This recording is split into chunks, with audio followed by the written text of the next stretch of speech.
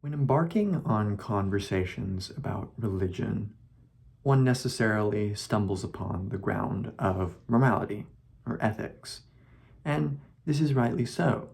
Many people use their religious convictions to uphold certain moral ideas. Maybe this is levied in very harmful ways, like certain interpretations of jihad in Islam. Or it can be used to, within the same religion, justify things like zakat or giving to charity. And of course, this is not unique to Islam, but many religions use God in order to justify a moral or ethical proposition. Now, when religious and non-religious people interact, it is typically seen as a feature of the religious belief that they are able to ground morality, whereas atheism is without firm foundation. It's similar to René Descartes in the Meditations, talking about wanting to doubt all that is possible to doubt in an effort to find that firm foundation upon which to build the first philosophy. And this is intuitively the case.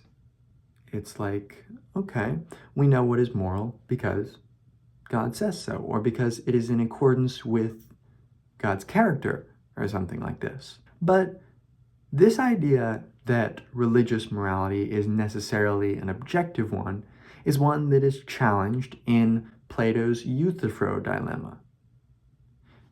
This is really a dialogue between Socrates and Euthyphro. And Socrates asks Euthyphro, what is piety and what is impiety? And piety and impiety can be, without much reserve, equated with good or evil, a moral action or an immoral action, because giving to the gods what is owed, that is what is pious. As Euthyphro says, well, what is beloved by the gods is pious, and what is not beloved by them is impious.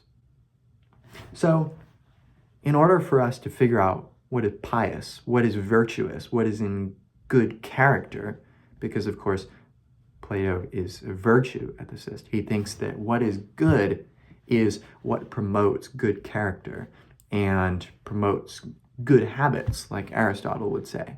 So if we want to know exactly what that is, well, we just ask, what is beloved by the gods? Or what is within their character, if we want to use a way that it's typically talked about in Christian circles today. Now, of course, Euthyphro is a polytheist, like much of the Greeks at the time, but we can still transmute this over to a monotheistic tradition with really no problem. Socrates wants to problematize this idea that something is objective because God says so. And we can know what is pious for sure because God says so. One of the things that gives people pause when considering atheism is the question of objective versus subjective morality. And these terms are used very loosely, but we can talk about them roughly to say that if something is subjective, it is dependent upon a subject. It is dependent upon some kind of condition. So for example, let's say I decide to save a drowning child. And the reason I do this is because I think it is a benefit to society, to human well-being, because it would benefit us to live in a society where we help those in need, especially the innocent who are in need. This is a subjective ethical proposition insofar as it depends on the subject of our inquiry, namely them being a human and us considering human well-being something we ought to value. And the question can be asked, well, why ought we value whatever this most fundamental value is? Why ought we value human well-being? Why ought we value individual rights? Why ought we value others as having a duty to them? And all of these are important metaethical questions that will inevitably lead to an infinite regress. Every time we postulate some base explanation, we can ask, well, why ought we value that? Why ought we value that? Why ought we value that? And we will go into an infinite regress. Now, we can either stop it somewhere and say, okay, we just can't go any further. We just make some axiomatic grounding and we say, well, we just value human well-being because we're humans and it feels good to us, or something like this. We eventually get to some ground where we must simply concede that we cannot derive an ought from this ought without necessitating going further. And we can say, okay, what's satisfying is knowing that morality is something created, or something that we bear upon our shoulders, and which we decide, and ultimately we are aware is arbitrary insofar as there is no reason why we ought to value human life over other forms of life, or even non-forms of life, just any particular subject at all. Religious morality is seen as circumventing this issue by giving us an objective reason why we ought to value something that does not need a further grounding. Now, let's look at how Socrates and Euthyphro lay this out in the dilemma. Euthyphro says, I, for my part, affirm the claim that the pious is what all the gods love, and the opposite, what all the gods hate, is impious.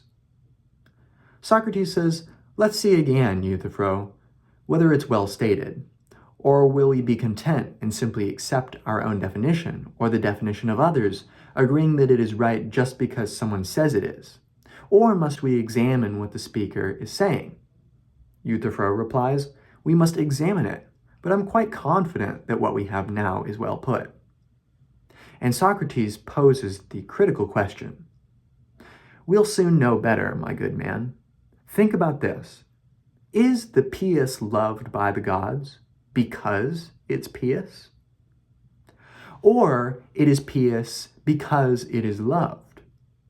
And this is Socrates' attempt to get behind the secret assumptions made by religious morality. If we take apart this one at a time, the question could be raised, and we could supplement the word pious with good or moral to fit our modern parlance better. And we could ask, is the good loved by God because it's good? In which case, goodness is outside of God, and God chooses it from without because it is good in and of itself. In which case, God does not help us get any closer to what is moral, precisely because the good is loved by God because it is good. God is merely the finder of what is good and loves it because it is good as such, in which case God is an unnecessary term. Or we can ask, is it pious or is it good because it is loved? In which case, the reason something is good or something is pious is because God loves it, which is just to say this is the greatest divine because I said so of all time. The reason something is good is simply because God says it is. This latter can roughly be called divine command theory, and that's what it's called today. That something is good because God says so. And of course, this just leads to an infinite regress of, well, why is what God said so good? Because it's good, and we just go in a circle over and over, and we never actually get to any ground. Ultimately, this latter especially is merely an appeal to authority. It merely says it is good because so-and-so says so. And then we can ask, well, why ought we value what that person says? And we will eventually run into further infinite regresses that we will not be able to terminate. And like we said before, is something that is good loved by God because it is good? This is what we like to think, right? God loves things because they are good. And if they weren't good, he wouldn't love them, or they wouldn't be part of his nature or character. But all this merely means is that goodness or badness comes from without and is something that God happens upon and chooses the things which are good and loves them, or finds the things that are good and makes them part of his essence or part of his character.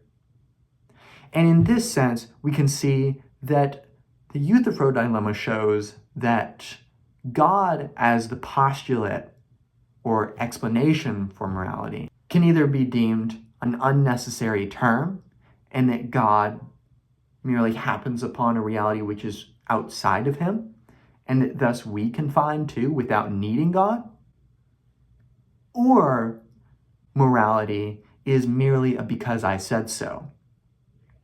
Morality or piousness is not piousness or morality or being a good person as such. It is being a good person because you are told to do. It turns being a good person into following rules, which many people would say, you can follow a rule and that doesn't make you a good person. One could say, you're not a good person for doing your taxes. You're just doing the bare minimum. That doesn't make you a good person. But you would be a bad person if you didn't do your taxes, if you engaged in tax evasion. So it's fairly clear to see that simply following a rule does not make one virtuous or just. It merely makes one a good listener, a good follower. And as such, morality would still be considered subjective because it is subject to God's command. And therefore, we can see that bringing God in as an explanatory factor leaves all our work ahead of us. And as such, instead of pretending like morality is above our shoulders, we should place it on our shoulders and think about the fact that even if ultimately morality can be ungrounded, we can still, admittedly just for the purposes of serving ourselves as humans, of inherently being selfish and merely caring for the species because we are part of it, we can nevertheless engage in positive moral frameworks in which we accept these limitations and we accept the subjectivity of these ethics, but we nevertheless create systems like the UN Declaration of Human Rights that are able to come up with these contracts which we can actually agree upon and actually enter into. So I hope this has been helpful, and I hope this gives you some things to think about, and I'll see you in another lecture.